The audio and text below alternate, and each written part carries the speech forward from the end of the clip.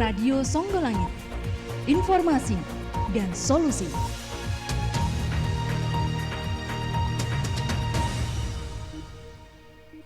Selamat siang Mitra Songgolangit. Kalau saya Anita Rahma kembali mengisi ruang dengar Anda di siang hari ini, lebih tepatnya di pukul 11 lebih 37 menit ya. Dan saya kehadiran tamu istimewa kali ini ya. Kalau tadi ada Pak Tony dan juga ini Pak Sawir dari Jagongan Ponorogo, kita ngobrol tentang budaya. Nah, kali ini yang menemani saya jauh lebih ini Mitra Songgolangit ya, lebih kritis dan lain sebagainya. Nah, jadi saya sudah ditemani mahasiswa-mahasiswa dari berbagai ini ya perguruan tinggi yang ada di Kabupaten Ponorogo. Jadi kita coba langsung kenalan dulu aja deh ya. Kalau di pagi hari ini kenalan dulu kita ya. Selamat pagi semuanya. Pagi. Iya, gimana kabarnya hari ini? Alhamdulillah, luar Alhamdulillah biasa. baik ya, semuanya dalam kondisi sehat ya yang pasti ya. Nah, kalau boleh kenalan, ini ada ceweknya satu, ada cowoknya dua. Yang cewek dulu lah, ladies first ya.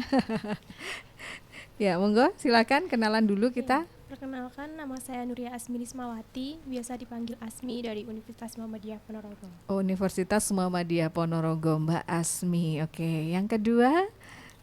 Perkenalkan, nama saya Yusril Anwar dari Senat Mahasiswa Institut Agama Islam Negeri Ponorogo. Oke, panggilannya siapa ini Mas? Bisa dipanggil Yusril atau Anwar. Oke, Mas Yusril dari IAIN Ponorogo. Kemudian yang paling pojok sebelah kiri.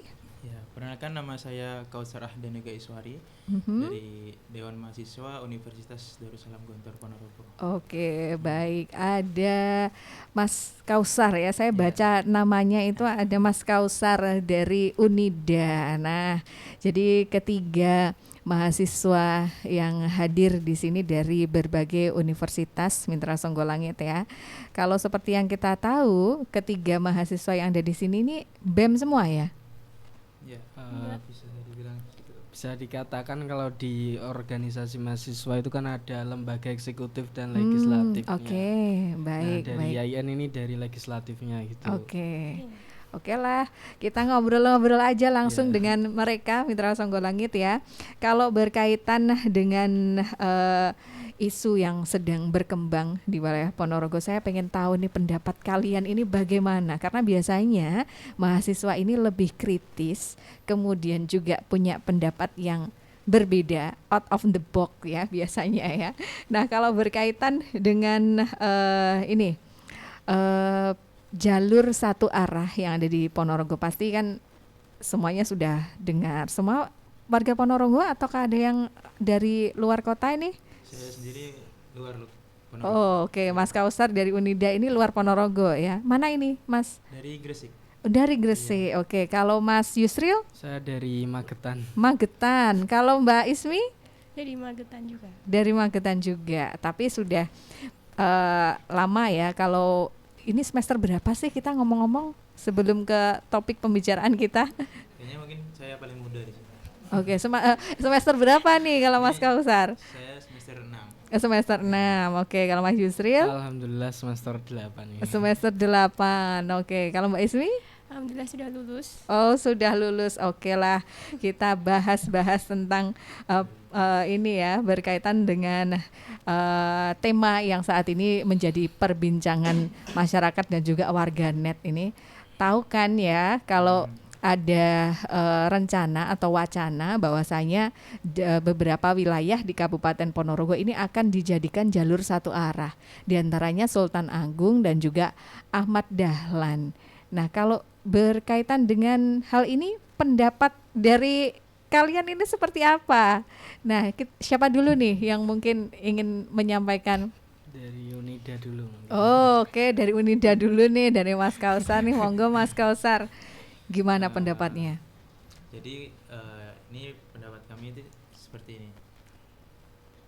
Untuk pengadaan one way di Ponorogo itu kan, itu mungkin sedikit memperpanjang jalur lalu lintas gitu. Nah, jadi ketika apa? Sekarang kan yang sedang one way itu kan di jalan mana? Sultan Agung. Sultan Agung, terus Ahmad Dahlan. Mm-mm. Nah, itu kan sama Gajah Mada. Gajah Mada. Ya. Nah, itu kan jadi untuk muter untuk yang itu sudah one way itu, jadi untuk muter saja itu udah jauh gitu. Misalnya dari yang mana? Sultan Agung. Nah, habis itu ambil belok kanan. Nah, ketika ada yang kelihatan, misalnya saya pengen ke Latan Sastor itu. Nah, kelewatan. Jadi muternya kan jauh dulu itu. Muter dulu gitu. Nah, apalagi kalau misalnya nanti yang jalan yang baru akan di one way nanti kalau misalnya jadi one way itu akan semakin jauh muternya gitu. Apalagi kan di Ponorogo ini kan jalannya nggak terlalu macet gitu. Jalannya nggak terlalu macet, jadi dan jalannya pun juga luas gitu. Kalau dilihat dari sekitar situ yang mau di one way, jadi kemungkinan untuk tidak di one way kan itu juga nggak masalah, soalnya nggak mengganggu lalu lintas itu sendiri gitu. Nggak menyebabkan kemacetan. Oke, kalau berarti nggak setuju. Kurang setuju. Oke, kalau mungkin Mas Yusril ada pendapat lain nih kayaknya. Setuju atau enggak nih? Saya penasaran ini jawaban dengan para mahasiswa ini. Monggo, silakan. Mungkin dari saya sendiri, menurut saya bagaimana adanya pemberlakuan di wilayah one way, di wilayah Jalan Sultan Agung, Ahmad Dahlan dan Gajah Mada ini yang melatar belakangi dari wacana bagaimana pemerintah Kabupaten Ponorogo ini melihat adanya kemacetan di beberapa jalan tersebut. Tapi kan sebenarnya apa yang kemudian kita lihat kan sebenarnya gak begitu macet separah itu kan, seperti itu.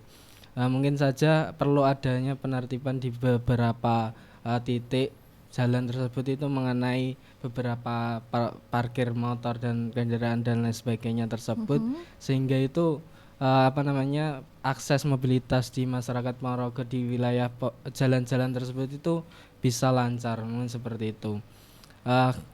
Dibilang efisien mungkin kurangnya nanti ya apa yang kemudian dari teman saya tadi dari Gontor Unida tadi memang benar, itu akan kemudian sedikit memperpanjang akses mobilitas di masyarakat Ponorogo juga. Terus kemudian ketika nanti diberlakukan, sebelum diperlakukan ini sosialisasi yang dilakukan oleh pemerintah ini apakah kemudian sudah matang, terus kemudian kajian mengenai transaksi kota di wilayah Ponorogo ini apakah sudah clear juga, sudah sesuai dengan masyarakat Ponorogo tersebut, sehingga ketika diberlakukan nanti bukan menjadi problem baru dari masyarakat Ponorogo itu sendiri. Mungkin seperti itu. Kalau dari saya sendiri kurang setuju juga ya, mungkin lebih tingkatkan mungkin di wilayah kajiannya sebelum diberlakukan seperti itu. Apakah benar-benar urgent untuk diberlakukan? Ya, kalau Mbak Ismi kayaknya setuju atau enggak nih ya? Monggo Mbak Ismi pendapatnya. Kalau dari saya sendiri itu kurang setuju ya, karena kan kalau kita lihat bahwasanya kalau Jalan Sultan Agung, Jalan Gajah Mada sama Jalan Ahmad Dahlan itu kan terhubung dengan kota atau pusat kota, yaitu dekat dengan alun-alun. Kalau kita lihat solusi dari one way ini kan sebenarnya untuk mencegah kemacetan. Nah, tapi kalau kita lihat di tahun yang lalu-lalu kan kemacetan itu tidak separah kayak di kota-kota besar. Di Ponorogo sendiri itu masih dibilang masih standar lah dari kemacetannya. Mungkin kemacetannya waktu Idul Fitri ataupun waktu hari-hari besar saja kemacetan. Tapi itu masih, saya rasa masih belum terlalu parah.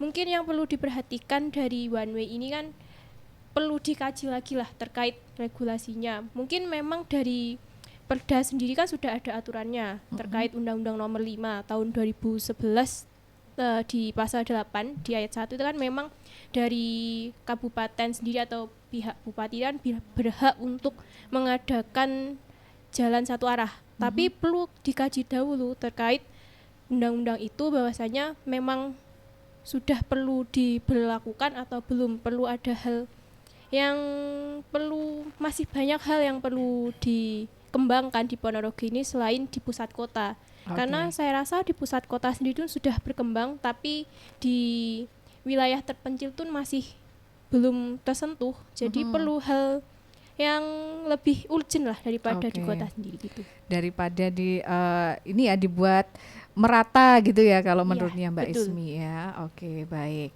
Nah, kalau berkaitan dengan jalur one way atau satu arah di Jalan Sultan Agung dan juga Gajah Mada ini Mitra Songgolangit, jadi ketiga-tiganya kurang setuju ya, mungkin bisa dikaji lagi lah ya. Tapi kalau berkaitan dengan hal ini ya, ini kalau menurut Mas Kausar, kemudian Mas Yusril, Mbak Ismi, ini efisien nggak sih atau malah menghambat atau malah ada hal lain yang lebih penting yang perlu diperhatikan Pemkab? Kalau tadi kan Mbak Ismi lebih baik diratakan untuk daerah-daerah terpencil dan lain sebagainya.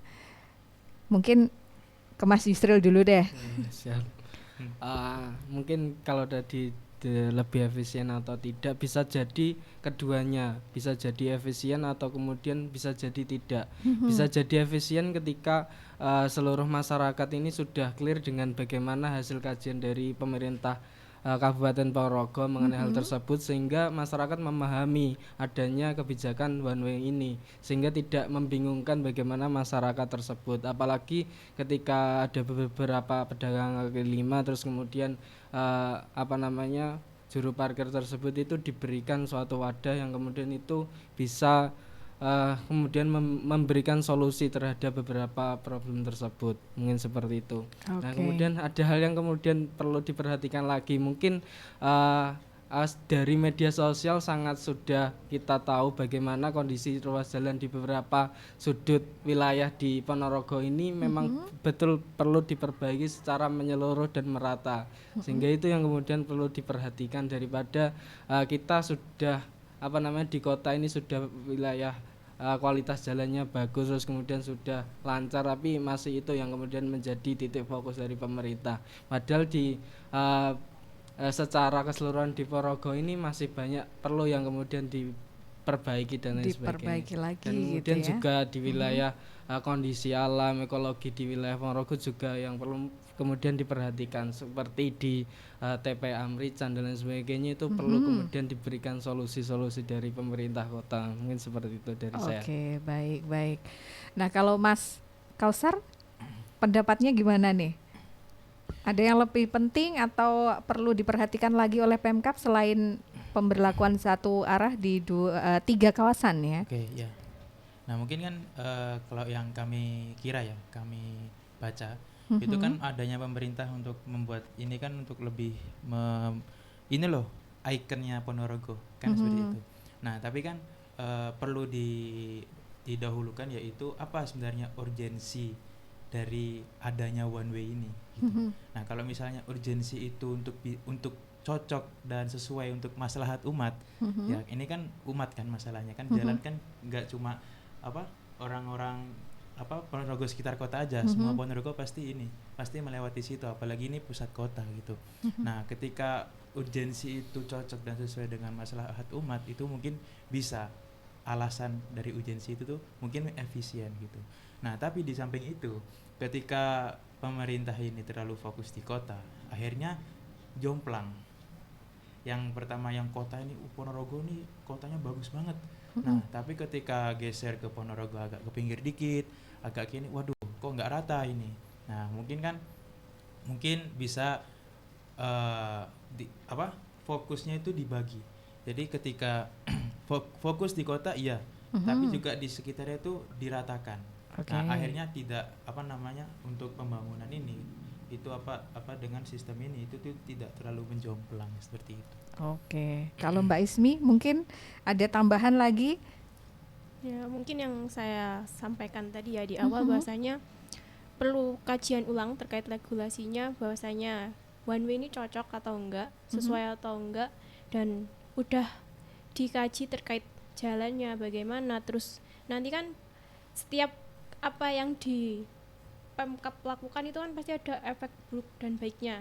Kalau efek baiknya itu kan pasti karena hanya untuk mengurangi kemacetan, untuk biar bisa satu arah itu kan tujuannya kan untuk mengurangi kemacetan, tapi di sisi lain kan pasti ada perekonomian dari yang sebelumnya itu pedagang bisa jualan di situ, tapi setelah adanya one way itu kan pasti akan ada yang dipindah. Terus parkir juga kan juga belum dipikirkan oleh pemerintah terkait itu.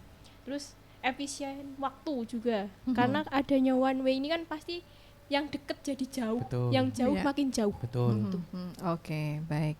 Nah, kalau tadi ini yang disampaikan Mas Kausar kan ada keseimbangan antara kota dengan daerah pinggiran iya, atau iya. desa. Bisa dicontohkan nggak? Nih, contohnya yang kayak gimana nih? Contohnya ya. Mm-mm. Jadi mungkin ya yang dekat-dekat saja kan, yang dari kota itu kan kalau dari Gajah Mada yang sebelum ke sana itu PCC lurus, nanti ketemu perempatan Jeruk Sih. Mm-mm. Nah, akhirnya belok kanan, akhirnya masuklah itu ke Siman.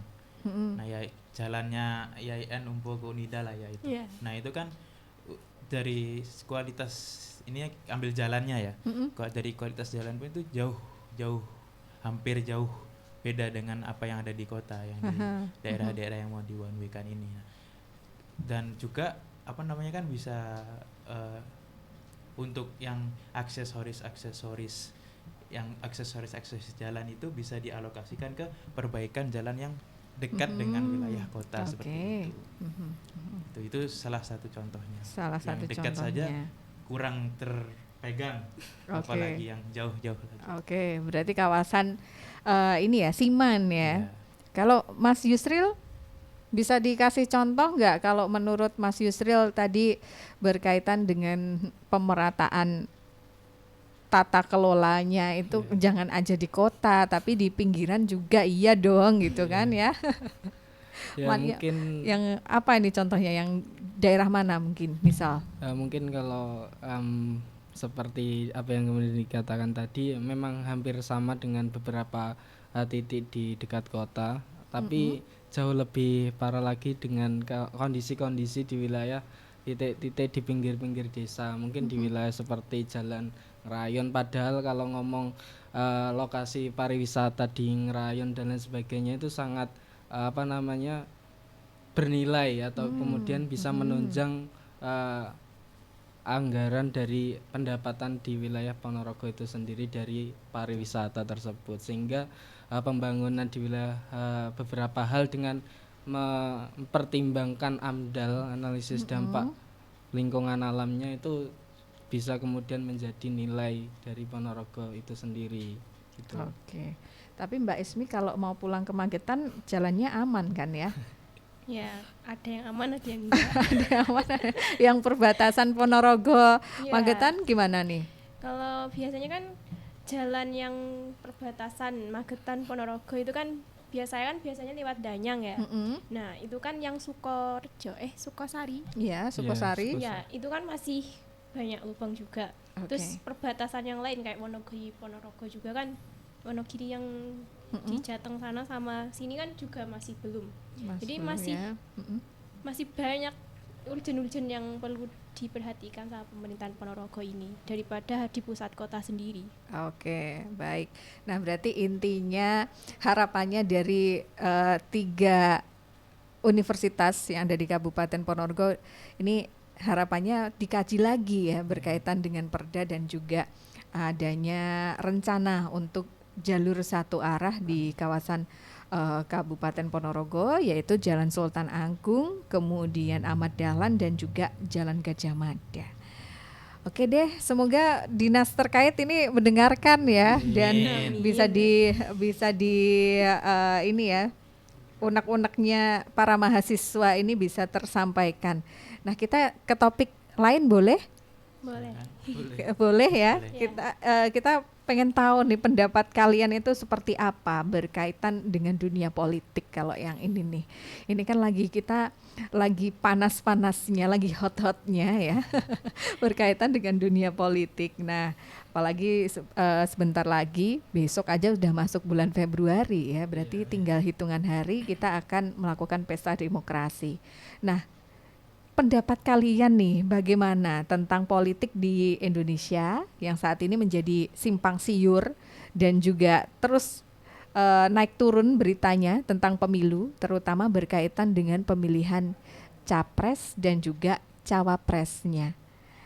Pasti mengikuti kan tentang ini ya.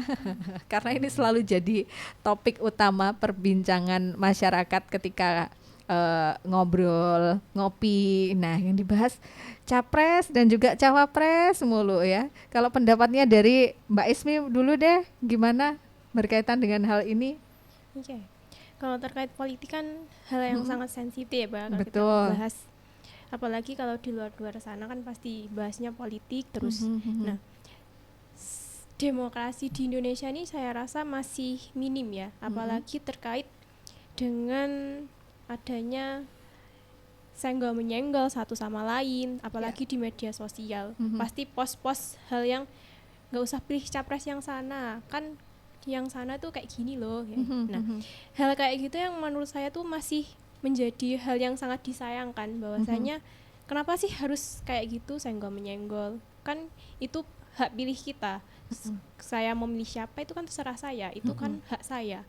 Kenapa harus di apa ya, istilahnya diinfrekuensi lah, harus milih sini, harus ikut ini, kan kayak membatasi hak saya untuk memilih. Oke. Berarti masih kurang ini ya, masyarakat di Ponorogo ini masih kurang memberikan kebebasan. Kalau menurutnya Mas Yusril gimana? Ya, izin memberi pandangan ya mungkin.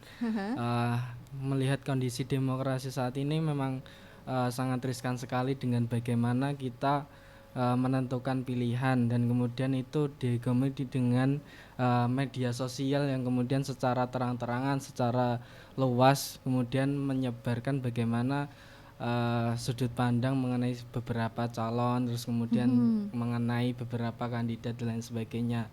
Hal yang negatifnya itu bagaimana dari beberapa media sosial ini sangat riskan menyebarkan berita-berita yang sangat kurang relevan, hoax dan lain sebagainya, yang itu kemudian mempengaruhi kalangan-kalangan tua yang kemudian penangkapannya nanti menimbulkan beberapa konflik, salah paham dan lain sebagainya. Nah, maka tugas kita selaku sebagai mahasiswa dan kalangan muda mungkin memberikan suatu pemahaman kemudian kepada lingkungan di sekitar kita, memberikan sisi positif dan kemudian mengembalikan kondisi demokrasi di Indonesia itu memang benar-benar stabil. Nah, mungkin seperti itu. Dan kemudian dari beberapa gagasan tersebut kita kemudian harus benar-benar menghilangkan dari sisi politik identitas. Bagaimana beberapa calon ini ya kita lihat bagaimana visi misinya, gagasan, ide yang kemudian nanti disumbangkan kemudian di implementasikan untuk kepemimpinan untuk Indonesia tersebut, mungkin seperti itu.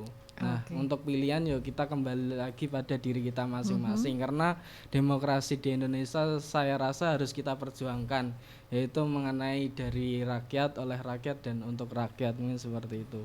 Oke, kalau Mas Kausar? Menurut saya, pandangan saya untuk demokrasi tahun ini itu 2024 ini benar-benar menarik. Menariknya gimana?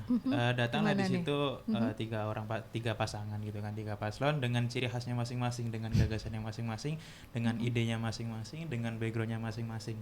Nah, kita sebagai akademisi sini itu bukan akademisi saja ya, seluruh rakyat Indonesia ini kayaknya diuji akal sehatnya gitu. dalam memilih pemimpin yang akan memimpin Indonesia ini. Soalnya kan emang benar diuji, dan emang sangat saya disayangkan, karena juga setuju sama teman berdua ini yang dimana di situ yang di media sosial ini yang bikin itu hanya potongan-potongan saja gitu, nggak tahu melihat yang ininya tuh gimana gitu. Nah, akhirnya ketika orang-orang yang awam atau orang-orang yang hanya bergantungan dengan TikTok atau Instagram tanpa mau mencari data yang asli, akhirnya dia tersesat di situ. Nah, tersesat dengan suatu kesalahan yang dibuat-buat oleh orang lain. Nah, di situ itu yang sangat-sangat disayangkan dari sekarang itu kan, dengan berkembangnya digitalisasi, akhirnya ya tidak hanya seharusnya bisa kesalahan-kesalahan itu kita jawab dengan digitalisasi juga itu. Tapi kan tinggal orangnya ini mau atau enggak kan gitu, mau mencari atau enggak itu. Nah makanya benar-benar diuji sih menurut saya. Diuji apa? Akal sehat dan pemikiran yang rasional. Oke, betul ya. Tapi kalian bertiga yang pasti sudah punya pilihan sendiri kan di ini ya. Insyaallah. Yang visi misinya yang cocok itu yang mana gitu ya. Yang pasti ya kalau saya sih netral ya. Nah, kalau berkaitan dengan politik ini sudah kita dapatkan ya jawaban dari teman-teman masing-masing ya. Ini memang tantangan politik kali ini memang juga lebih menantang seperti yang disampaikan Mas Kausar ya. Ini yang dipertaruhkan akal sehat ya. Jadi setiap kali mendekati pemilihan presiden ini banyak sekali ya meme, terus kemudian potongan-potongan video dan lain sebagainya ini muncul di media sosial. Nah, mungkin kalian bertiga ini punya pesan yang ingin disampaikan untuk masyarakat Indonesia ya, nggak hanya di Ponorogo aja nih ya, karena semua masyarakat Indonesia pasti juga akan ikut pesta demokrasi ini ya, terutama masyarakat Ponorogo. Ini gimana nih pesan-pesannya? Pesannya buat Bawaslu juga boleh loh ya. Bawaslu boleh, KPU juga boleh. Monggo. Siapa dulu nih? Monggo Mas Yusril dulu deh, kayaknya pengen jawab duluan Dadat ya. Kalau dilihat-lihat monggo. Pesan saya untuk seluruh masyarakat Indonesia dan terkhusus untuk masyarakat Ponorogo, ya mari kita kemudian ikut menentukan pilihan kita di wilayah demokrasi di Indonesia, yaitu pada pemilu di tanggal 14 Februari mengenai beberapa baik dari presiden dan lain sebagainya.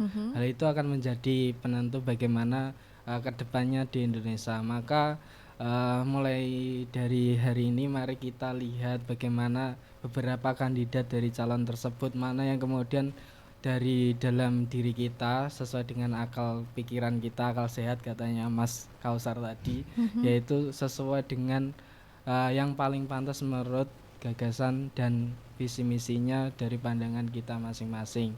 Jangan kemudian membenturkan bagaimana politik identitas, terus kemudian beberapa hal-hal yang kemudian itu sangat merugikan bagi diri kita, sosial Indonesia dan untuk kedepannya kondisi demokrasi di Indonesia itu sendiri. Ingin seperti itu. Untuk pesan dari kepada KPU, Bawaslu, kemudian bagaimana harapan kami dari seluruh mahasiswa terciptanya demokrasi ini ya dimulai dari bagaimana KPU, Bawaslu ini mempercontohkan kondisi netralitas dari demokrasi itu sendiri, dan semoga pemilu tahun ini sesuai dengan harapan kita yaitu bangsa Indonesia. Mungkin seperti itu. Oke, wah keren ini jawabannya Mas Yusril ya. Kalau Mbak Ismi? Oke. Ya, untuk pesannya untuk masyarakat, demokrasi ini kan penting untuk menentukan masa depan bangsa kita, memimpin kita, siapa yang nanti akan memimpin kita. Ya harapannya untuk warga Ponorogo khususnya, gunakanlah akal sehat kalian, pinter-pinter memilih, jangan sampai terprovokasi, gunakan media sosial sebaik mungkin, dan terus mencari info terkait ketiga paslon, entah baik presiden, caleg, dan lain-lainnya itu semua kita gali, dicari visi misinya ya sesuai hati nurani, jangan sampai ada money politik di dalam demokrasi. Untuk KPU dan Bawaslu sesuai dengan tugasnya. KPU untuk petugas pemilihan ya laksanakan tugas pemilihan dengan baik dan benar sesuai dengan prinsipnya jurdil dan luber. Untuk Bawaslu ya jangan hanya santai-santai, ini saatnya kalian untuk mengawasi entah itu dari pra pemilu, dan setelah pemilu. Oke. Terakhir Mas Kausar, kalau ini pesan-pesannya nih apa nih untuk masyarakat Indonesia khususnya? Untuk masyarakat sendiri yaitu adalah gunakanlah hak pilihmu. Karena hak pilihmu adalah yang menentukan Indonesia ke depannya. Itu. Jadi jangan sampai golput istilah bahasanya kan ya. Nggak boleh ya golput. Ya, itu kan biasanya ada yang gitu kan. Oh. Nah itu jangan sampai, pokoknya Jangan sampai kita ya. ketika Anda sudah mendapat hak untuk memilih, maka pilihlah menurut kepercayaan dan keyakinan Anda masing-masing. Kayak gitu. Oke, betul. Dan untuk KPU dan Bawaslu ya, itu mungkin baik buruknya demokrasi di Indonesia adalah kepercayaan masyarakat. Nah, ketika Bawaslu dan KPU ini menyelenggarakan pemilu untuk pemimpin Indonesia, maka tolong jalankan dengan amanah, karena amanah itu yang membawa kepercayaan masyarakat. Jika kepercayaan masyarakat terjaga, maka demokrasi akan baik. Apabila kepercayaan masyarakat hancur, maka demokrasi Indonesia akan hancur juga. Oke, baik. Jadi gali visi misi calon presiden, kemudian calon legislatif dan lain sebagainya yang cocok dengan Mitra Songgolangit itu yang mana, sesuai dengan pesan-pesannya ini dari ADAI, dari berbagai universitas yang ada di Ponorogo. Nah, jadi kita sudah dengar pendapat mereka, Mitra Songgolangit ya. Nanti semoga dinas-dinas terkait berkaitan dengan jalur satu arah tadi mendengar, kemudian juga mencarikan solusi dan juga jalan keluarnya yang terbaik seperti apa. Kemudian yang berkaitan dengan pemilu seperti pesan-pesannya mereka bertiga, saya setuju ini memang harus digali visi dan misinya ya, yang cocok dengan hati Anda, yang cocok dengan keinginan Anda itu yang mana. Nah, tinggal pilih nanti di tanggal 14 Februari 2024. Dan kok nggak kerasa ya, kita ternyata ngobrolnya juga sudah hampir 1 jam, nggak kerasa. Dan terima kasih sekali sudah datang ke sini, sudah berkenan mampir ke studio kita. Semoga informasi dan pendapat kalian ini mendapat tanggapan dari dinas dan juga pihak-pihak terkait. Terima kasih semuanya dari Universitas Muhammadiyah, kemudian IAIN dan juga Unida. Semoga nanti ke depan kita bisa minta pendapat lagi ya tentang hal-hal yang lainnya ya. Boleh ya? Insyaallah boleh. Insyaallah. Baik, Mitra Songgolangit, saya Anita Rama yang bertugas di siang hari ini pamit undur diri. Terima kasih sekali atas atensi Anda dan tetap bersama kami di Geraha Warta karena masih ada beberapa informasi yang akan kita hadirkan untuk Anda semua.